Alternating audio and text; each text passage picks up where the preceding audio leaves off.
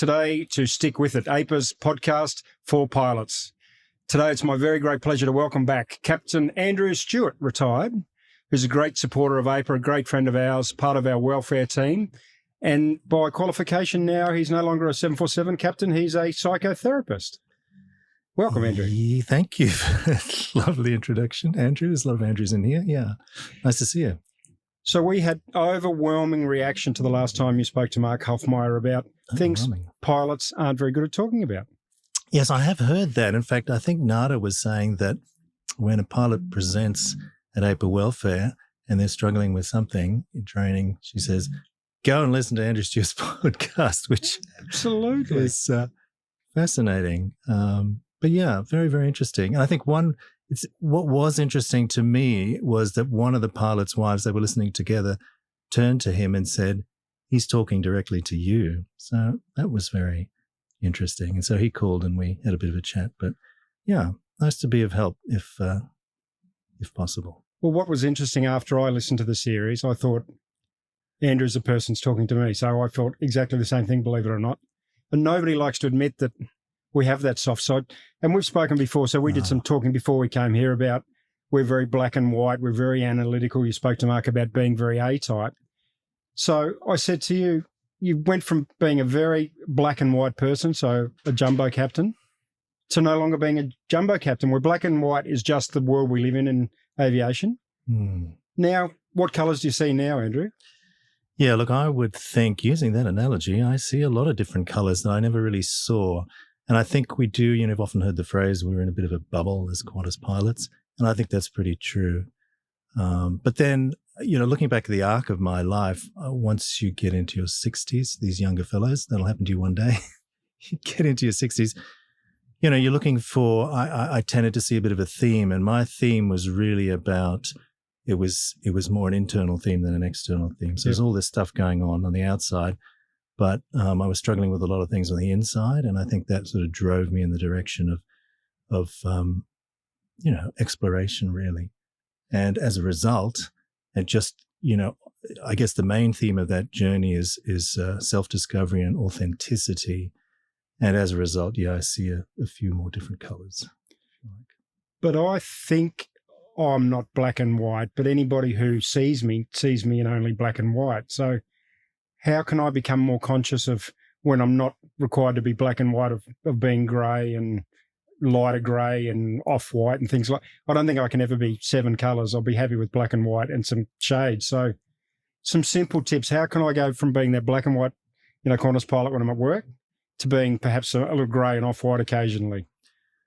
Yeah, I guess if your intention is there to see these other colours, it's interesting analogy. I'm just trying to...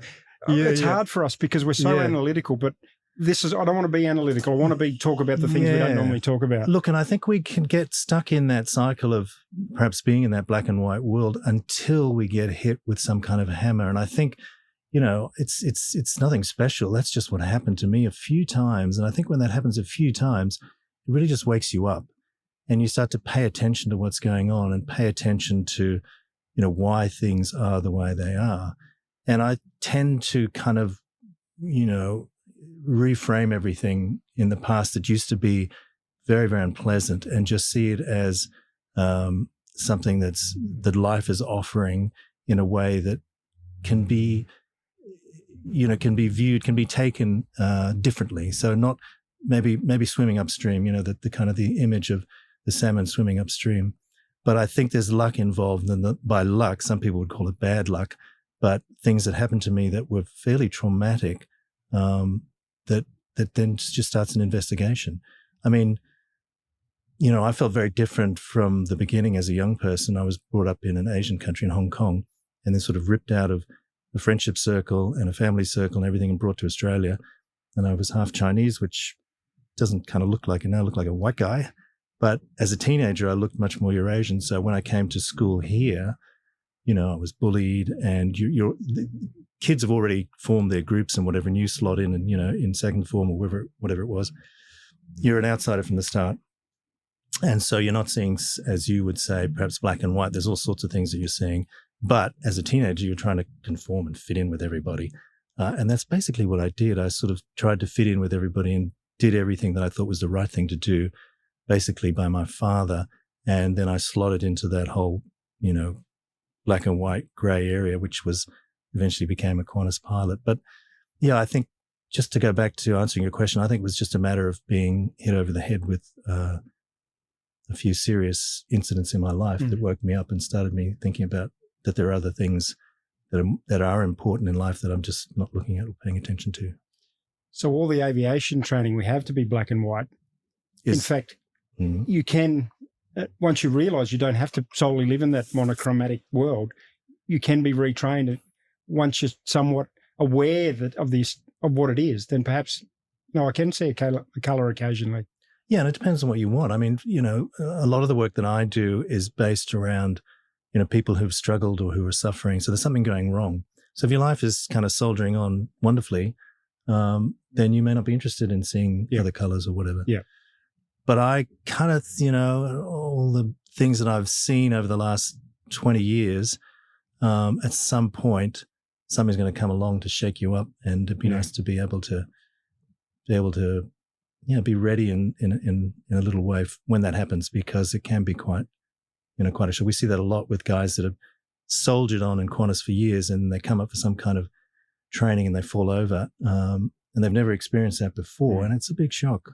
So yeah, I think it's very helpful to be a little bit more interested or curious about the rest of the world, the world that's outside the world of fantastic thing.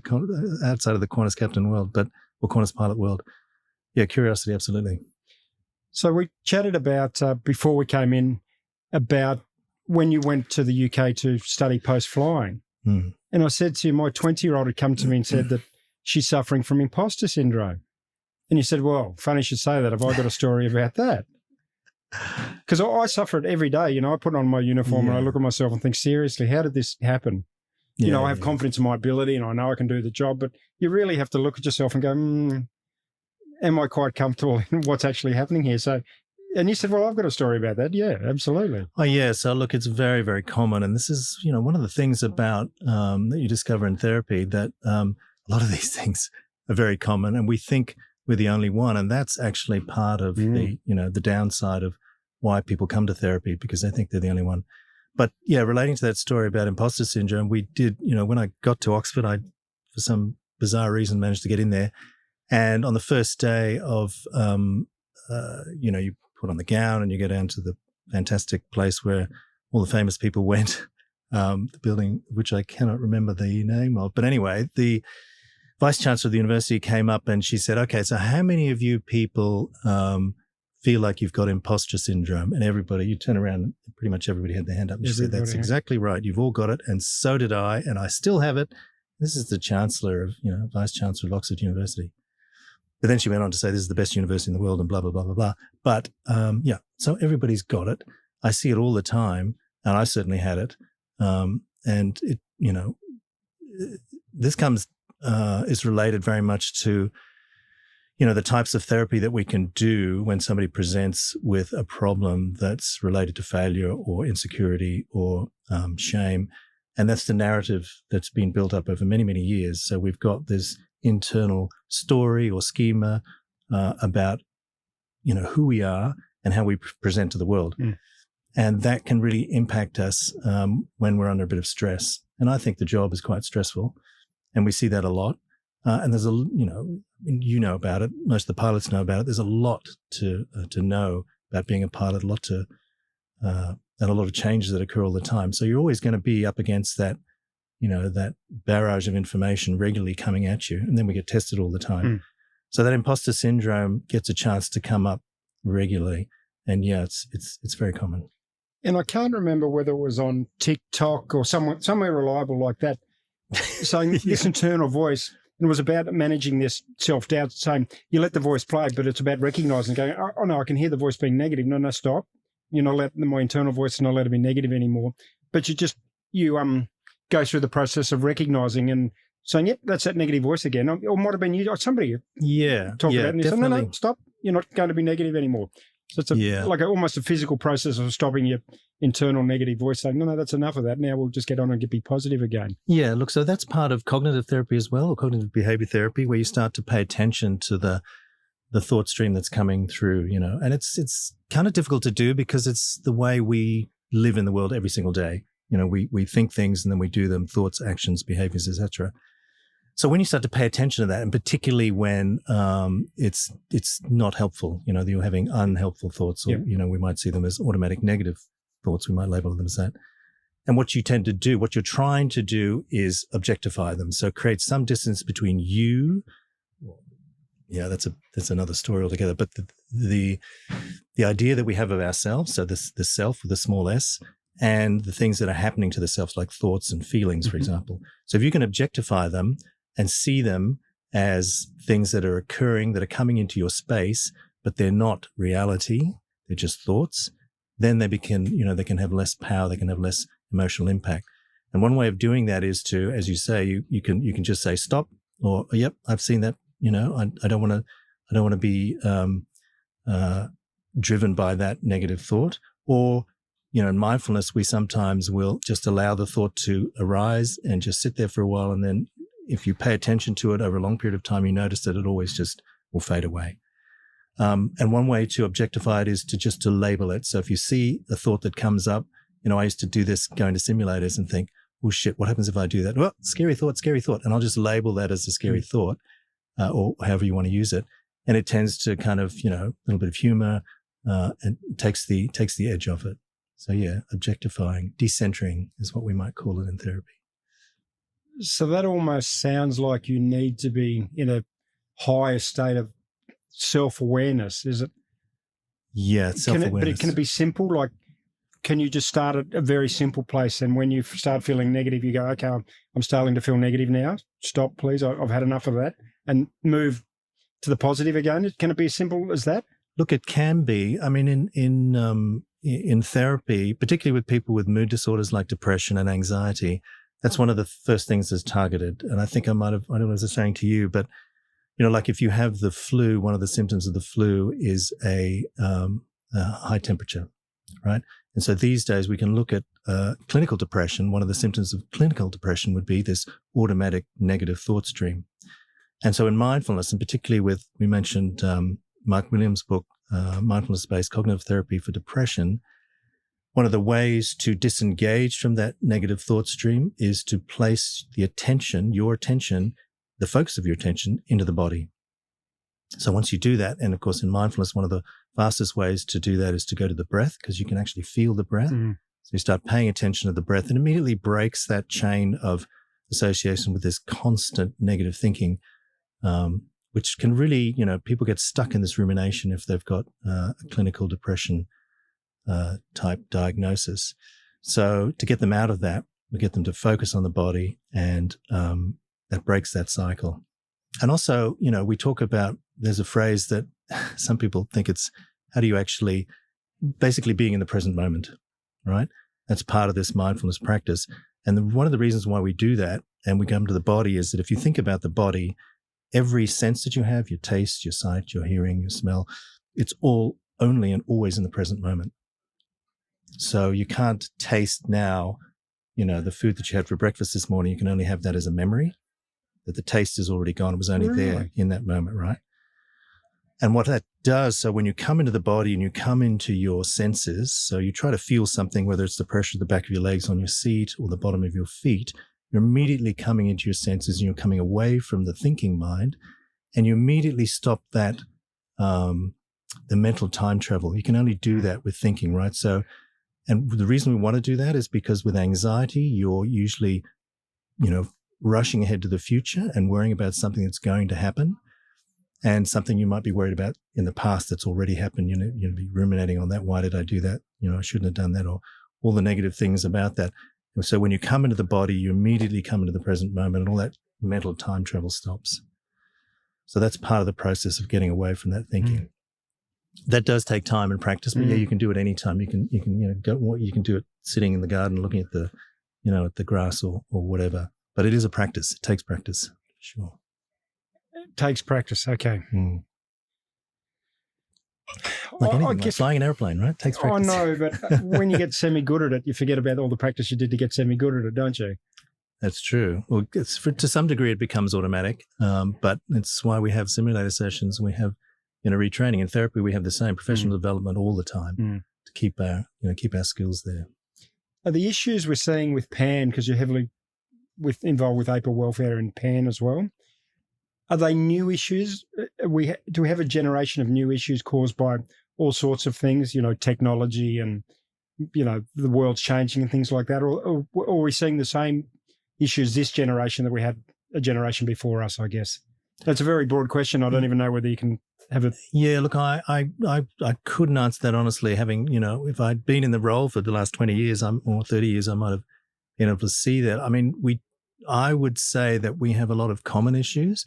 So the main issue that I get is a training, failure, or someone that's just had a few option Bs, and it's more about recovery rather than, we can talk about, how they can, what they did last time and how they can prepare next time. Yeah. But basically it's recovering from the sort of things they don't normally see. So they don't normally see themselves, feeling that shame of failure when all their mates have gotten through, and why is this happening to me? Everybody else has gotten through, that kind of pretty scary stuff.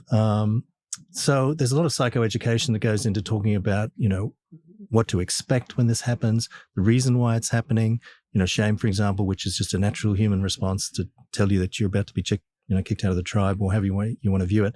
So it's a protective mechanism. And a lot of these things are protective mechanisms.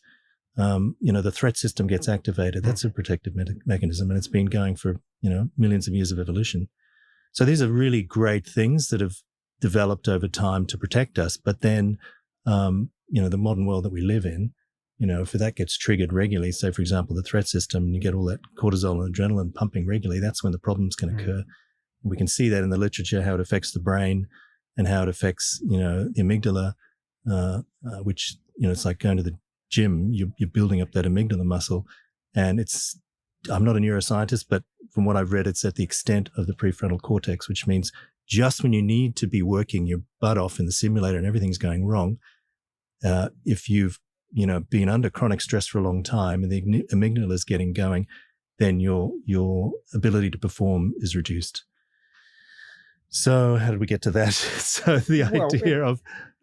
So interesting. I find it really interesting. So at work, we operate in, people coming to me for therapy. With treatment. Yeah. But at work, I operate, 1 minute late, 2 minutes late. Time's very important. Timely decisions, yes and no. The black and white, as we spoke about, this black and white theory. I'm a little bit interested in some techniques of taking away so that I'm not like me at work, I'm like me at home. There's two different me's, I guess, where I'm far more tolerant of the kids running late, or because at work we're so used to you leave at 9 o'clock, you leave at 9 o'clock. And my family's pretty used to it because I've been, they've had to put up with me forever. But not everyone is able to have such an understanding life away from work. So, that a process of saying, no, 9:05 is still okay, we will still get there by 9:20, where we're so used to leaving at 9 o'clock on the dot. Yeah. So again, is that, is it like you put your uniform on, you turn on that side of your brain, you take your uniform off and you go back to being a semi-normal person? Look, I don't think so. I think if you spoke about that word curiosity before. If you start to get curious about what's going on, in your body while this is happening, I think that's one of the first things that was interesting to me. Why do I feel this way? Why am I so triggered by this captain that's, yelling at me, which... I certainly hope that's not me. And it wasn't you when I flew with you. So it's interesting sitting in here. I don't have a watch on. I don't have my phone. There's no clock. I don't know what the time is. And we're so used to knowing the time. I wasn't uncomfortable before, but now I'm thinking about it. I'm uncomfortable because I want to pick up my phone and check the time, even though there's no reason to check the time. Yeah. Interesting, right? Yeah. And I've only you talking about it now, going, where's my phone? I want to grab it so I can check the time, but I don't need to know what the time is. I have no reason to know. If you start to pay attention to that particular aspect, you'll notice how distracted you are every moment of the day. I can't listen now because I'm thinking about the time. Yeah. And you're trying to explain it to me and I'm too busy thinking, I wonder what the time is. Well, we can always we edit this, can't we? We can just keep going and edit. But yeah, it's just one of those, the modern world is so distracting. If you think about every moment of your day, even if you don't plan anything, there's always something coming up. We're sort of leaning into the future. There's something happening in front of us that we're going to do, whether it's lunch or go to the toilet or whatever it is. And we don't put aside time just to sit and do nothing. I mean, that's one of the first things you learn about in mindfulness. You just stop, just absolutely stop. And then when you do stop, you notice how your mind just doesn't stop. It just keeps going. And you physically stop and your intention is to sit and do nothing. And you see how it just runs off and has this, it's habitually doing this. We call it the monkey mind. And that's really great insight, because then you can start. I mean, this is all about focus. Now, we talk about focus a lot. Say for a simulator session, you really need to be focused on doing what you're doing, rather than as a second officer, I always remember, did he see I just made that mistake? Somebody there writing away in the background. And I was constantly thinking about him watching me instead of being right in the moment with what I was doing. And with mindfulness, it tends to help you with that focus, concentration, and takes you away from, recognizing that there are distractions and basically not being distracted by them. But the trouble was when I become focused for my simulators, I get focused on my sock drawer or tidying my sock drawer or filing those papers that have sat on the table for 100 years. Exactly. And that's a great, I use that same example where, you start 3 days out from a sim or important sim, and you sit down. The moment you sit down, you start thinking about the box set of White Lotus or whatever it is that you could do. Anything and everything. Anything and everything. Yeah. And that's a clear example of how the mind is. It just does not want to do. We're so used to turning away from the unpleasant towards the pleasant. So if we're sitting here with a stack of books, having to do a simulator exercise, in our mind, that's not very pleasant. I mean, you could think of 1,000 other things you'd rather be doing, and that's where the mind goes. And so the most basic, simple practice of mindfulness practice is to sit there and basically find something to focus on, like the breath, but not for people who have anxiety, because it can be anxiety provoking, but something within the body or externally, a picture or a candle or whatever you like. And you hold your attention there. And what you'll notice, it's almost impossible to do. You try to hold, the intention is to hold your attention there, and it just wanders off again and again. So what mindfulness is, the training initially is just to bring your attention back again and again and again to the object 1,000 gazillion times. And that's how so it's basically mind training, so that when you sit down to do the study for that you're actually going to be focused well, because it's going to be darting off, and you bring it back and you bring it back and you bring it back. Yeah. Well, doesn't Mark Williams talk about the periods where we actually focused are so short that if I added them all up over the rest of my life, it's only a very short time period. So if somebody said to you, you've only got 3 or 5 years to live, which he was talking about the time period where you're actually focused. And so he was saying that the greater those periods, if you can extend those periods by being, self-aware, that actually you extend the quality and the time of your life, because you have more time actually being in your life rather than being distracted and lost and wandering around. Yeah. And I see that a lot. Well, not a lot, but, some of the patients that I've had working at, the cancer hospital, they're facing the biggest existential question of their life, which is the end of their life. Mm. And they haven't got a lot of time. And some of them will say that, the richness of the remaining, since they were diagnosed and how much time they've got left, they're finally living life. We have all these years.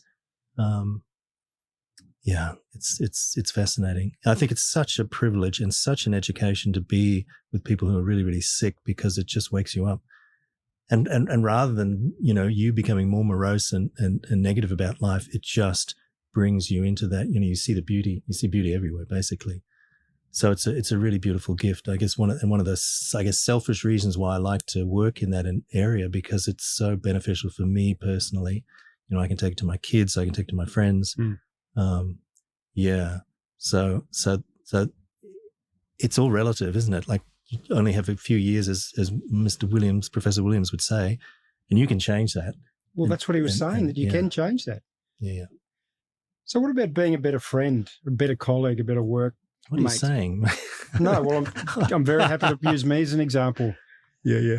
Sorry. I spend lots of time with guys who I'm and guys and girls who I'm remotely friends with, but we're not really friends. I spend time with them and we ask superficial questions, and I'd like to be a better friend to the people who I am a good friend to, but the people who I would consider friends, but not really. So I'd like to be mindfully a better friend. So some techniques about, because quite often I won't ask somebody what they do because I don't want to prejudge them by their occupation, things like that.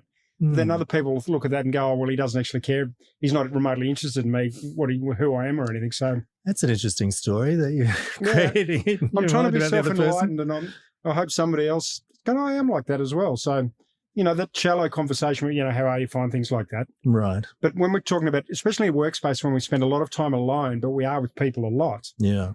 I would like, perhaps you could give me some coaching for me to ask some better questions that one allows me to get to know a person and to see whether or not they actually need me to be a friend type thing.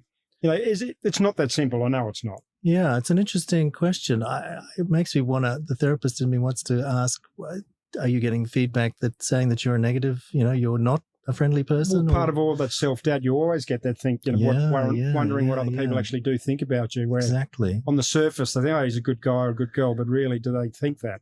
Well, I think if you ran around and asked everybody, what do I think of Andrew Taylor? Well, that's not a question I'm not game to ask that. Exactly. So I think that the point is, there's a lot of points, but one of them would be that seems to be coming up with what you're saying is a level of insecurity with imposter syndrome and all of that.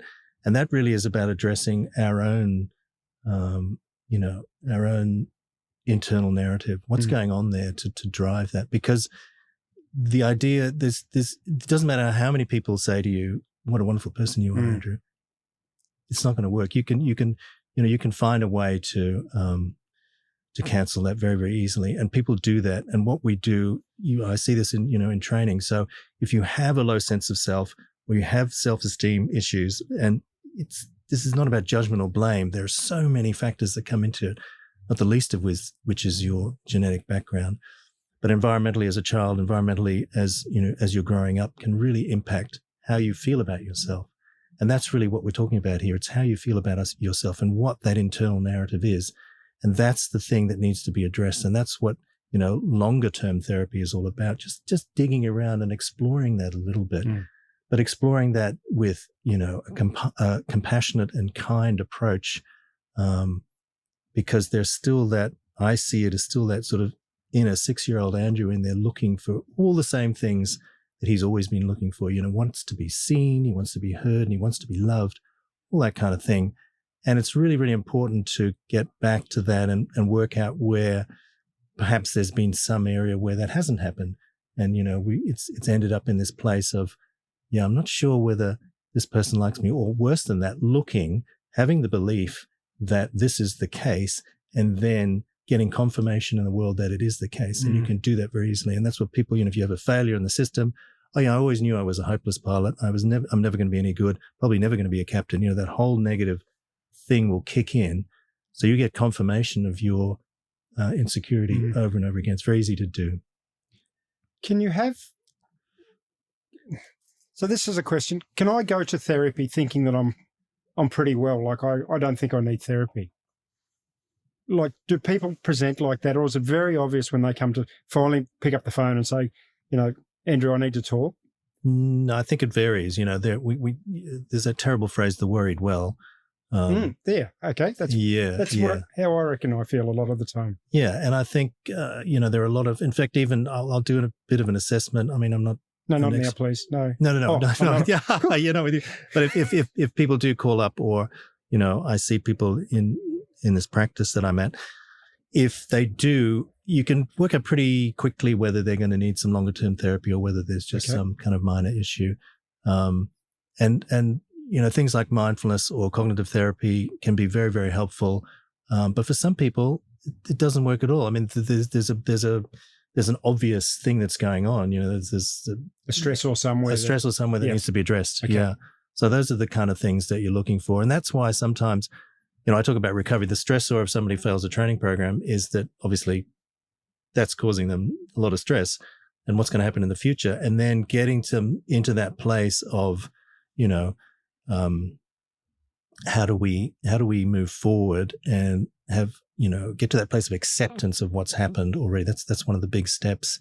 But just to your question about coming to therapy, there's no reason you can, if there's something that is bothering you or that you would like to be explored, then there's no reason why. And maybe it's not, you don't necessarily see a psychologist or a counselor, but maybe, there's people, there's sort of wellness coaches or, there's that coaching side of things, which has also got a bit of therapy in it as well. So that might be something that would be, but you don't have to be at death's door to go to therapy, no. So you see famous people who've got a therapist on call. Is it a bit like having a GP or a chiro or a physio saying, I need to tune up, I better go talk to my therapist? Maybe, yeah. For some people, it really works that way.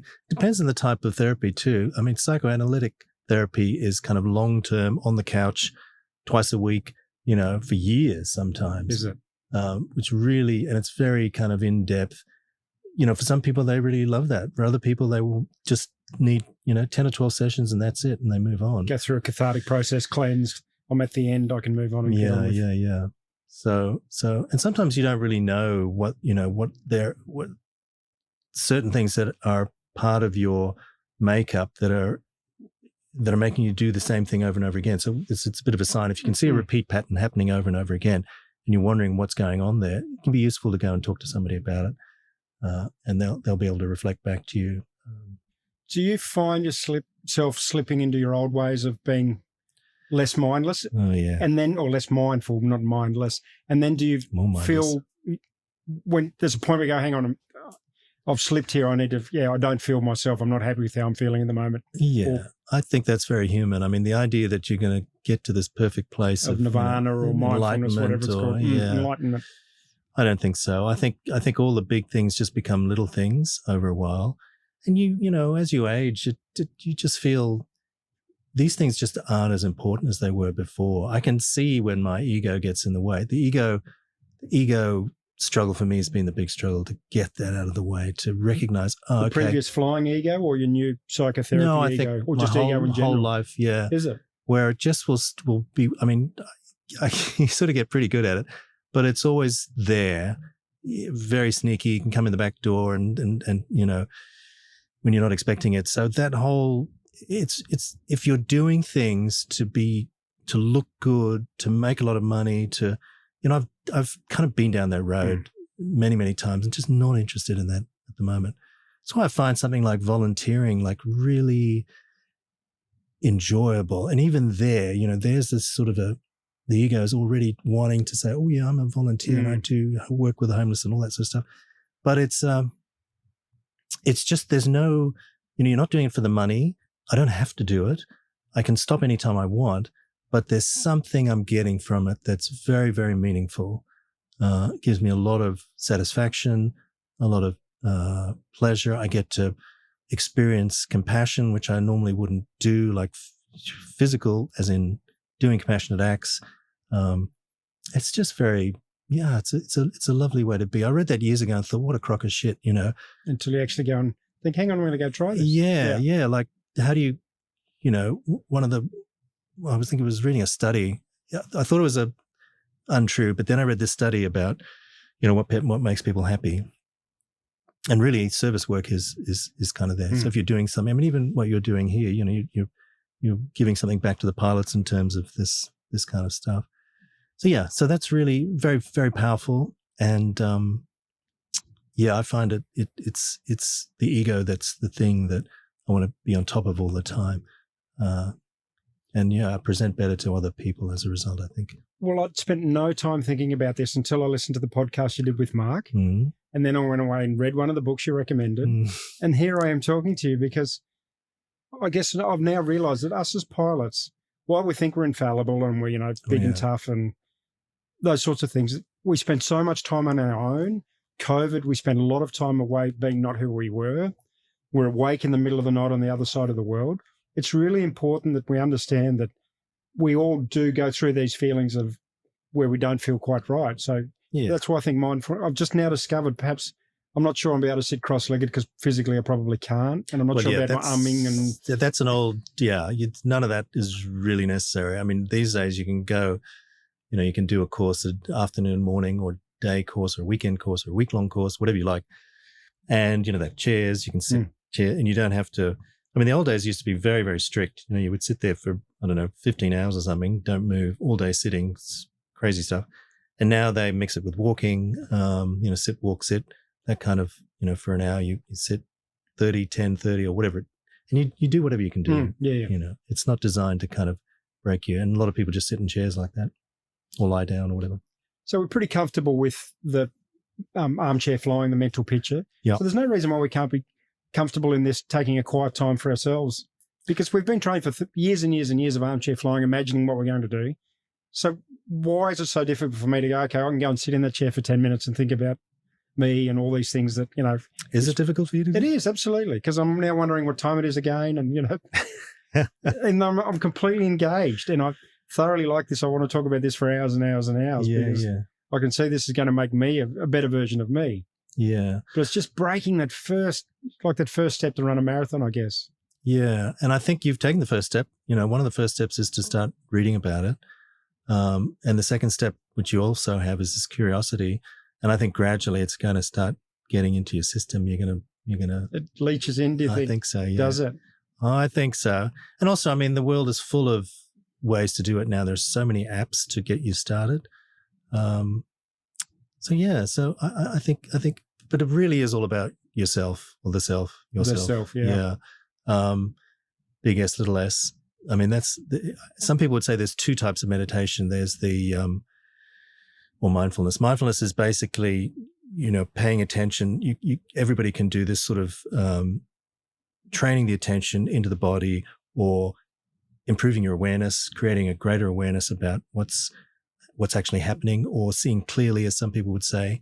So if what's a good example? There's a good Eastern story, the 2 arrows story. So you get hit with the first arrow, which creates the pain, which is something that's going to be inevitable in life. Mm-hmm. And then the second arrow is your narrative about it, right? What the hell is going on here? This is so unfair. Why did I get hit with the arrow? Who did it? Blah, blah, blah, blah, blah. So that, narrative is the part of the suffering of the self that we can address, which is what mindfulness addresses. Same thing in training. If you have an option B, or you don't get through the training review meeting, and that's the pain of failure. And then the second pain as well, the system is screwed, and the training captain they had is a dickhead. Everybody knows that. This is so unfair, and on it goes, raging against the system. And that second arrow is really not going to be helpful in terms of you wanting to continue moving forward.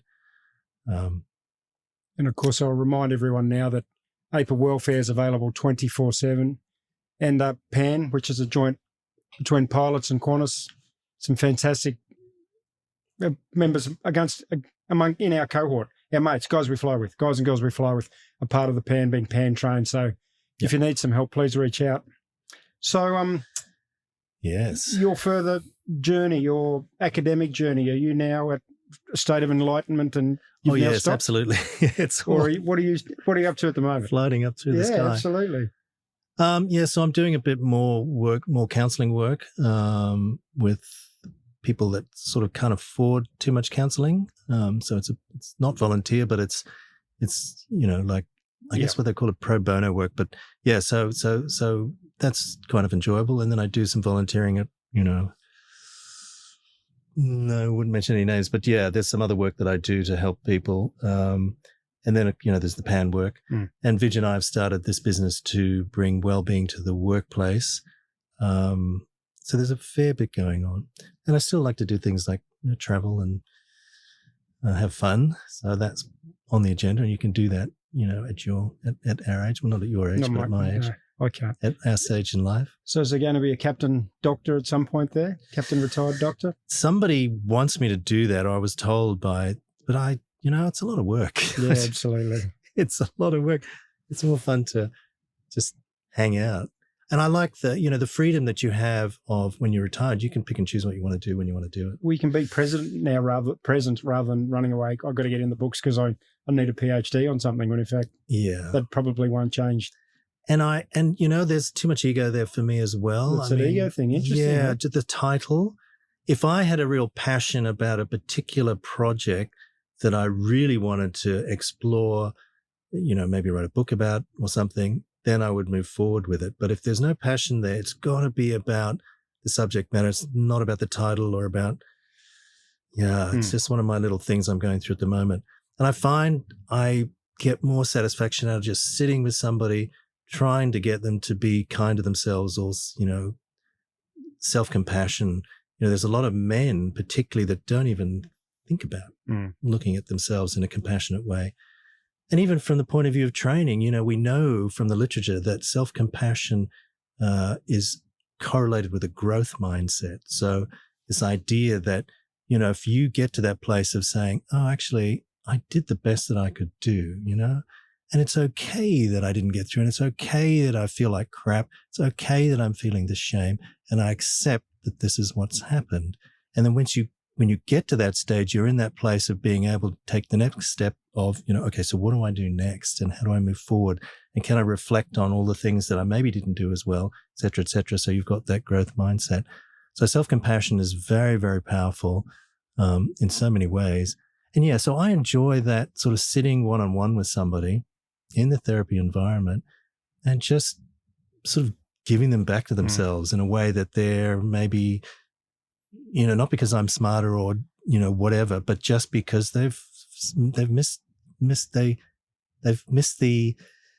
haven't recognized that this is what's happened. They've slipped into this area of non-recognition, and they just need somebody to nudge them in a better direction that's helpful. Yeah. So that's why I don't know that I'm going to do a PhD. So if we come back to a few key themes, that's a good one to finish. Be kind to yourself. That's okay, isn't it? To have some compassion, self-compassion. Yeah.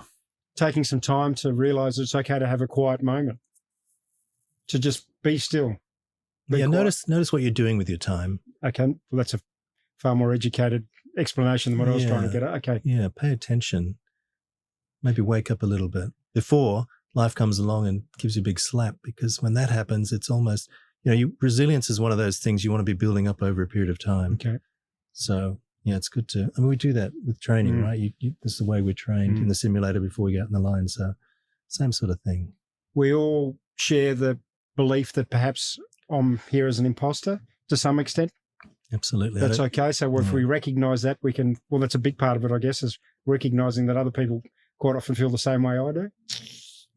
But being kind, and there's help. There's always someone to talk to if you need to talk. Always. Please pick up the phone. Yeah. Reach out if anybody needs some help. And, the PAN helpers are pilots just like everybody else. And just having somebody listen who is going to bracket any kind of judgment they might have. I mean, that's one of the tenets of being active listening. You hold any judgments, or notice that you have judgments coming up, which is another interesting area. But somebody's going to listen to you, and oftentimes that's kind of enough for pilots, just to have somebody to talk somebody to. Listen, absolutely. And they're in the same boat. They know, that's why we have, it's coming from, somebody's listening to you, but they're also got a similar experience to you. So they know where you're coming from to a certain degree. So that's very, very helpful. So, yeah. Andrew, thank you for your time. It's always a great pleasure. I love talking about this. I didn't realize I would, but I do.